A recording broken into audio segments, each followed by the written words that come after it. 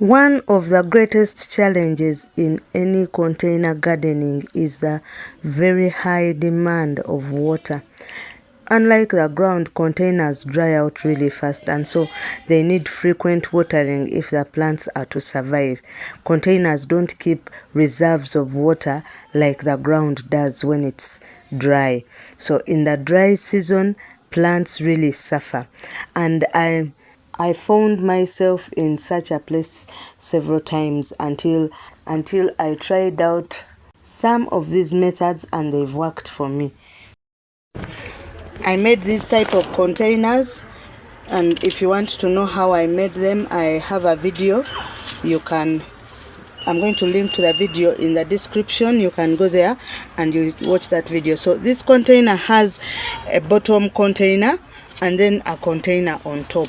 I'm trying to mimic here planting like by the riverside. I imagine if something is growing by the riverside or in a swampy area, there is lots of water down, and this plant that you've planted up somehow goes down and the roots, pick out the water that they need and the plant survives. It's kind of contrary to what I've read many times, that if the roots below are in the water, the plant will rot because of rot. So far I have not experienced that. So this plant here, there is water. I don't know whether you can see the water. You see the water levels there here. So the plant will keep sipping off and getting, so it will be watered at all times. I have to water every now and then depending on what plant I have. Some plants I water every week, other plants I water like once in 2 weeks. Now when you see this plant here, it's the same system, but here I colored the bottles because I realized that when you don't color, let me show you over here what happens when you don't color. Just quickly, when you don't color your bottle, I have here another bottle that I didn't color. You see the water down here. Can you see that? Prosper, help me.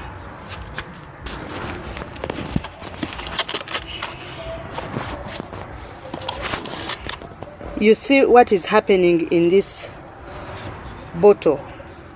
On the sides, because light goes through the soil, it still grows. So this mint has started developing on the sides, which is not a good thing. So that is why I color them off. In this case I didn't color, but I put a piece of cardboard before I put the soil, so light does not go to the plant or to the roots. So over here, this is my mint plant. But when you go down, you will see that the roots, you see, those are roots. There is nothing there. In the initial version of these pots that I made, I would put something to act as a wick. But I realized as I kept working on it that even without that wick, this plant sips up water by capillary, that I don't have to worry about it. So this is one way in which I maintain my plants during the dry season, and I am not stressed with watering. Another thing that I do, these are my strawberries. They are in smaller grow bags. These are the grow bags. But what I did, I placed these grow bags in a container that I cut in a way that it acts as a receptor.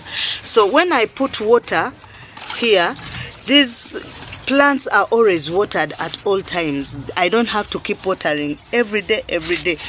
I found that it was stressful for me to do that. So these ones get watered, and if I have fertilizers that I want to put, many times I use liquid fertilizers that I make. Maybe I'll share in one video how I make them. And I just put the liquid fertilizer together with the water here, so the plant, eats and feeds at the same time. It's catered for. Another type of container that I make, another kind of container that I use is this one. Now this I use to plant things like, you know, things that do not really actually need a lot of soil. These are my strawberries.